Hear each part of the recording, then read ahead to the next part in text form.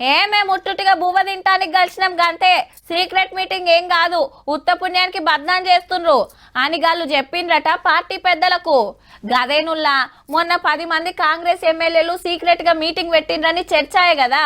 అగో గాళ్ళు పార్టీ మీద తిరుగుబాటు, సర్కార్ మీద మరలబడ్డరు. ఓ ఏమేమో అన్నారు. అంతా ఉత్తదని ఇవాళ క్లియర్గా చెప్పేసిండ్రట. ఇక అస్సలు వార్తలకు పోదాం పాన్రి. ఇటు పార్టీకి అటు సర్కార్కు పతారా పెంచడానికి ఎమ్మెల్యేలతోటి మీటింగ్ పెట్టిర్రు. ఎట్లా ముంగట్టుకోవాలనో ముఖ్యమంత్రి సారు, మంత్రులు, కాంగ్రెస్ ఇన్ఛార్జ్ దీపాదాస్ మేడం చెప్పిరట. 12,000 రైతు భరోసా, ఇందిరమ్మ ఇండ్లు, కొత్త కోపిన్ కారట్లు, ఆత్మీయ భరోసా పథకాలు పబ్లిక్ లకు పట్టుకపోవాలి, జోరుగా పబ్లిసిటీ చేయాలని ఆర్డర్ వేసిరట ఎమ్మెల్యేలకు. ఎంపీటీసీ, జెడ్పీటీసీ టికెట్లు 142 బీసీ లీడర్లకే ఇస్తారట. ఓట్లొచ్చే ఏళ్ళైంది, ఊళ్ళపూట తిరుగుర్రి, ఎవరు తిప్పలేందో అరుచుకోనరని సలహాలు ఇచ్చిరట. వచ్చే స్థానిక సంస్థల ఎన్నికల్లో విజయమే ధ్యేయంగా ముందుకు పోవాలని కూడా పెద్దలు సూచించడం జరిగింది. ఎస్సీ వర్గీకరణ గురించి కూడా వెళ్ళిందట మీటింగ్ లా. సరే అట్లనే చెప్తాం గానీ నియోజకవర్గాలలో పనులు చేస్తానికి ఇంకిన్ని పైసలు కావాలని అడిగితే ఎట్లన్నా చేసి సుధరాయించి పంపుతాము అన్నారట.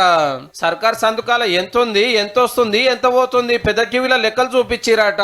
5 గంటలు మాట్లాడుకున్నాక సీఎం సారు, పిసిసి అధ్యక్షుల వారు ఢిల్లీకి పోయిరు హైకమాండ్ పెద్దలను కలుస్తానికి.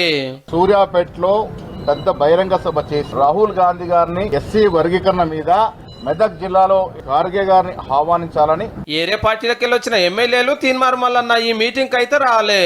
एमएलएज अगर होटल में जाके कोई रेस्टोरेंट में बैठ के खाना खाते हैं, इसके मतलब ये नहीं कोई सीक्रेट मीटिंग हो.